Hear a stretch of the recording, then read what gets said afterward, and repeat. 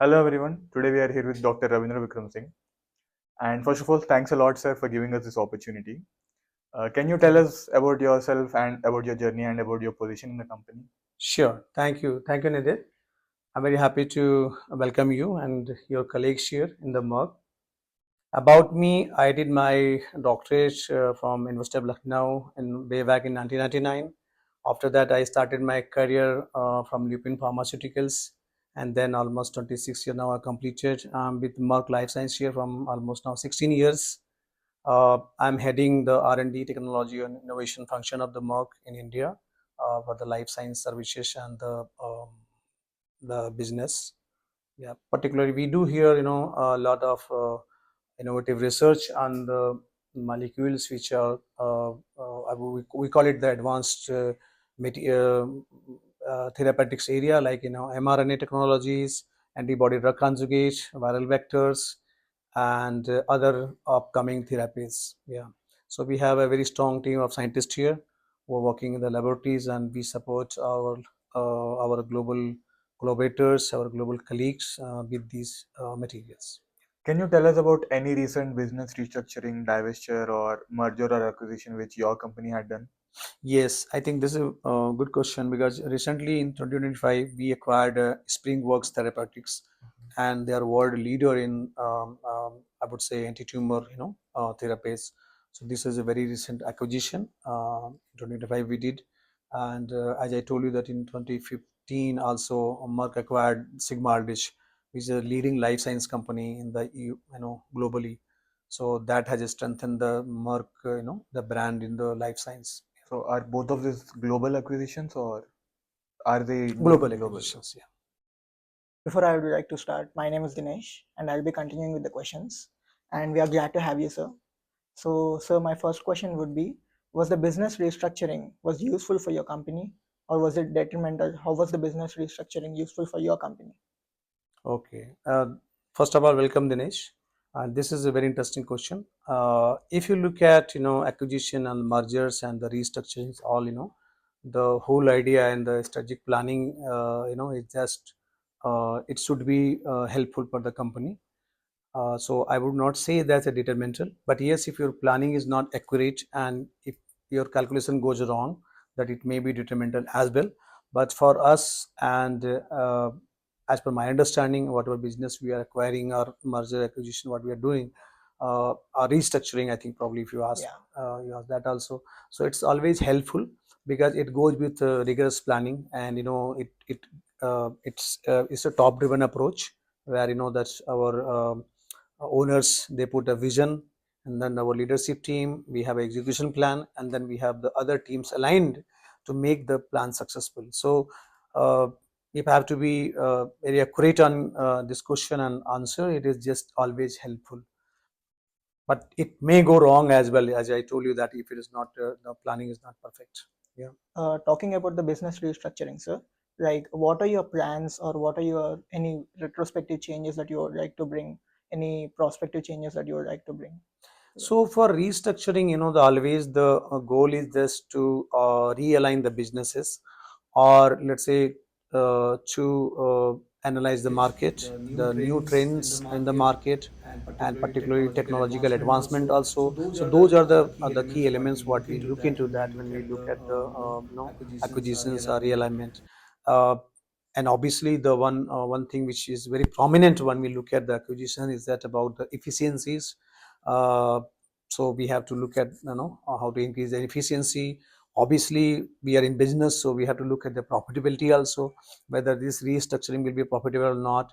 And other thing is that people, how the people are going to be affected. So I think we look at a very comprehensive plan. As I told you that this is not a unilateral or unidirectional, it's a multi-directional and multifaceted the Yeah. activities. So but overall the central piece is that the efficiency, profitability, and obviously people. Yeah. And during the business restructuring, the company has to go through a lot of process. And what was the motive of the company for going through the restructuring? As I told you that the restructuring is always to align the business operations to the, let's say, changes what is happening in the market, because market is a biggest, I would say, the motive behind any restructuring.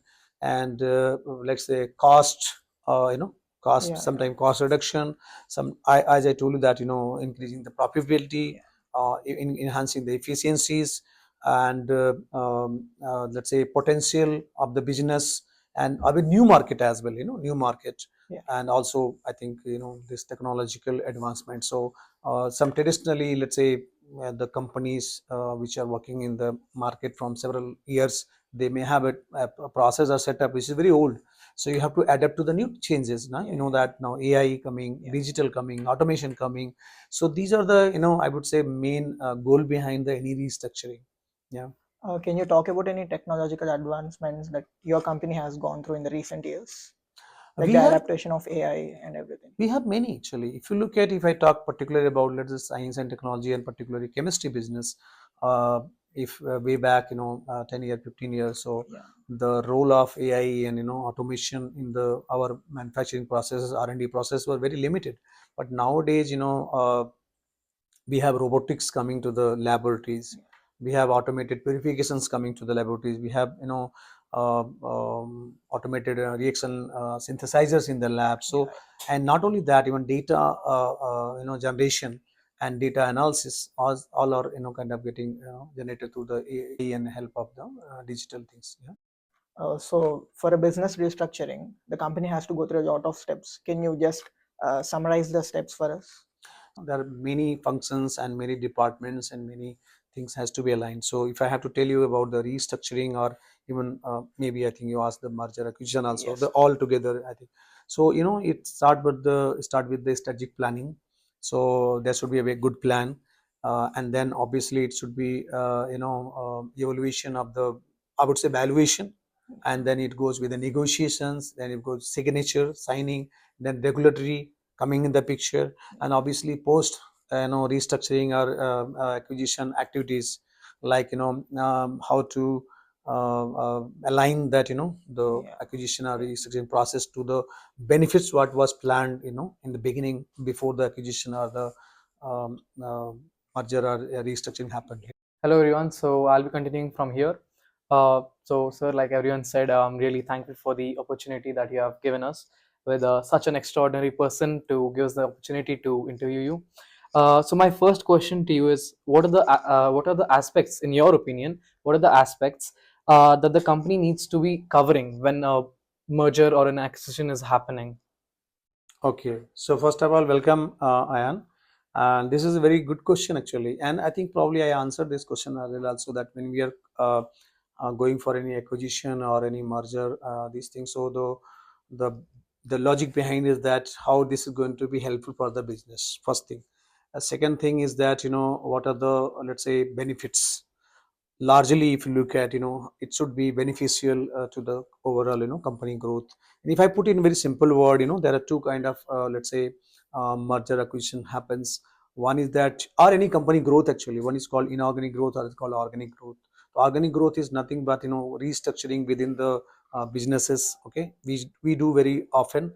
But about the acquisition, if you look at, it's acquiring some other companies, and it's just called, inorganic growth. So inorganic growth, there are a lot of factors there. One, I think I told you, that there's strategic planning. So first we look at our plans, so why we are going to buy that company. Then we have, let's say, evaluation of the company. How much value I think we are going to put, and what is the worth actually, what is the worth, how much money we should put for that. And then it comes to negotiation, then it comes to signature, signing the agreements. And then obviously regulatory plays a very important role here, because, and then probably taking the approvals from the government bodies and, all regulators.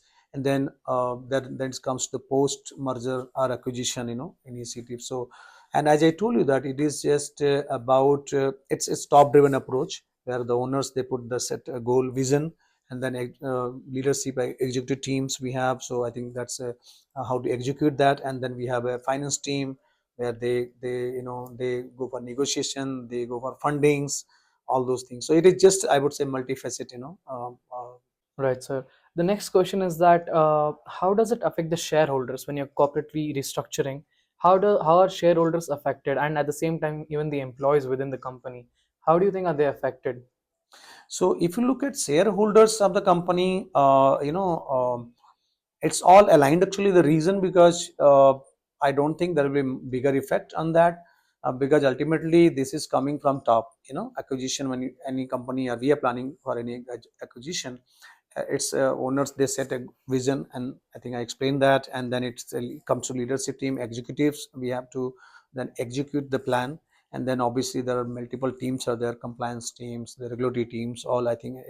So here, for short term, this may influence the shareholder sentiments, but largely, since the plan is always there to For a better make result. yes, it's beneficial. So I think I don't think there will be any negative effect on that. Coming back to your second portion, how the implies. So implies and people are always heard of the any operation or anything what we do in the mock. So uh, there is some sentiments, that some imply they have a, let's say, feeling that how this will affect their job.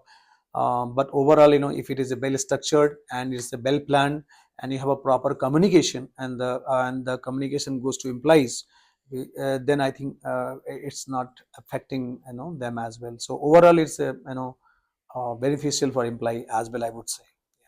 But there will be Sometimes, sentiments that employee feel that what will happen to me. So I would say effects of unknown, I would say. sometimes there are employee layoffs also, right?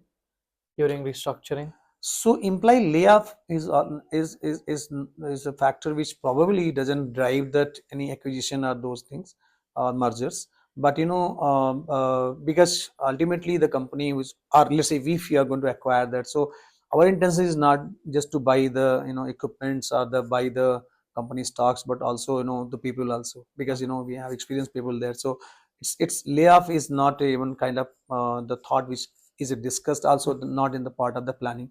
But I just told you that ultimately the goal is to how to make that this acquisition more effective, how to make it beneficial, and how to satisfy the sentiments of the stakeholders. And implies are always a key stakeholder, so probably layoff is not the, I would say, Option the that you would consider. yes, the criteria what I think we look into. Hi, I'm Shaurya, and I'll be continuing from here.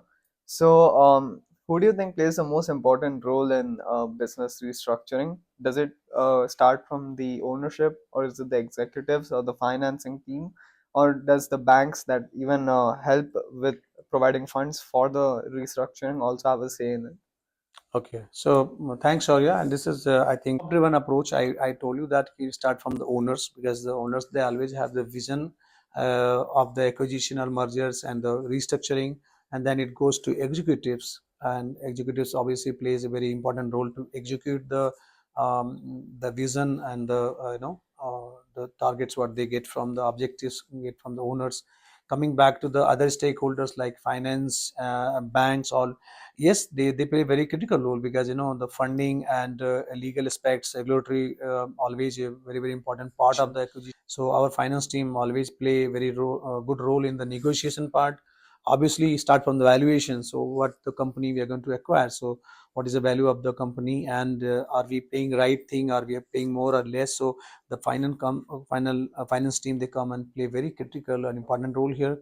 And then obviously the next part is coming the funding, and finance also look into the taxation parts, and overall I would say finance guidance. And then not only finance, we have, let's say, compliance team also, who guide us in terms of, let's say, legal perspective, like um, your labor laws, and your other regulatory aspects. Yeah.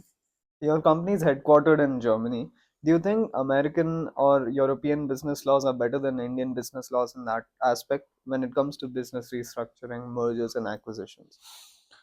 This is very good question. I would say difficult as well, because each country and each geography, they have a different rule and regulation, and particularly these rule and regulations are set up, or they put together to help those country and environment. So I would not say that which is best and what is not best. But yes, we can tell that those European countries and US, I think they have very stringent rule and regulation. India also is having very, I would say, stringent rule and regulations.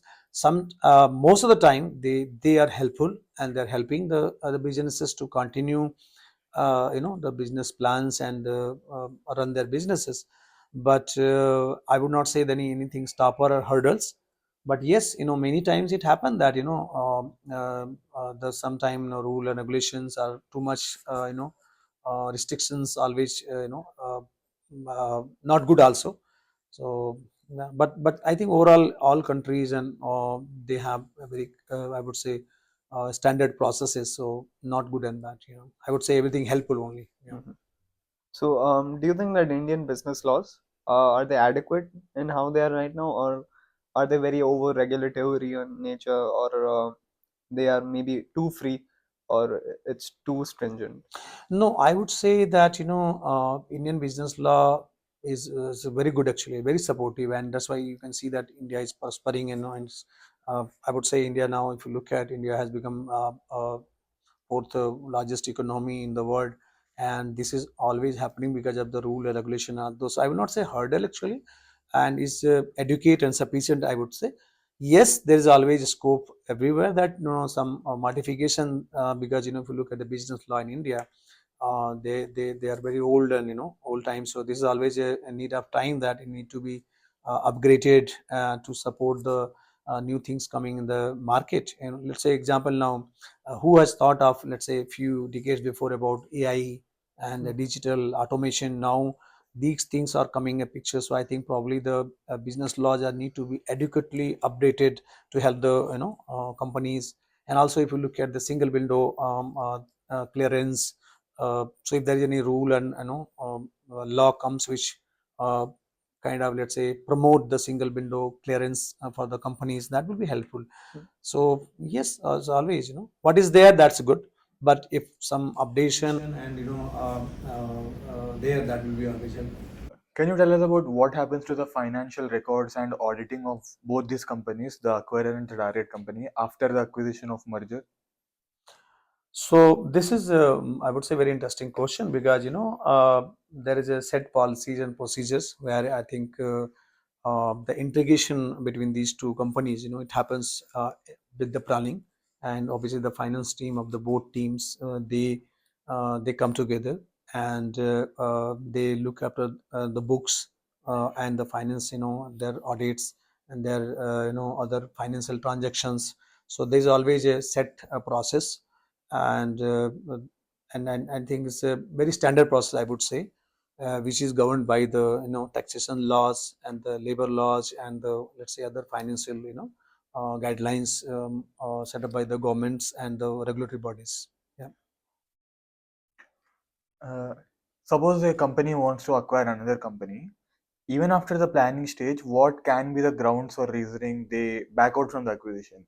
Like, or what grounds can the regulatory authorities intervene and say, no, you can't acquire, or we would like to stop this? What generally are the reasonings behind that? So this is, I would say, a very intelligent question, because it happens. Sometimes it happen also. When you are planning to acquire a company, always there is a positive side of that, because the company which is going to acquire other company, there is always a plan laid out, and then there is a proper, I would say, process to acquire the company. When they can back up, actually there is a backup. I'm talking about backup happens when, let's say, the finance team, they found the valuation of the company, which I think will say we are going to acquire, and there's a high valuation, but whereas the actually assets are not supporting that. So that's one thing. The second thing is something, let's say, I would say, the unknown factors which you are not known and not not available at the time of acquisition. I would say unseen situations are, I would say, let's say, unethical businesses or practice which came to knowledge of the company. So that is what one backup things happen. The other important thing is about you asked that regulatory can stop that. There's a very I would say set laws and the procedure where the competition law, that's called competition law here. Let's say if the two companies working in the same area, same product lines, and if there's a monopoly comes after acquisition, so regulator can come and stop that acquisition, because the market is always I would say drive the decisions, and market always guide that, whole the process. And if the regulator sees that, by acquiring this company, you're going to rule the market, actually you are going to kind of direct the market, so they can stop the acquisition. Yeah. Thanks a lot, sir, for giving us this Thank you. opportunity, and we really appreciate you. Thank Thank you.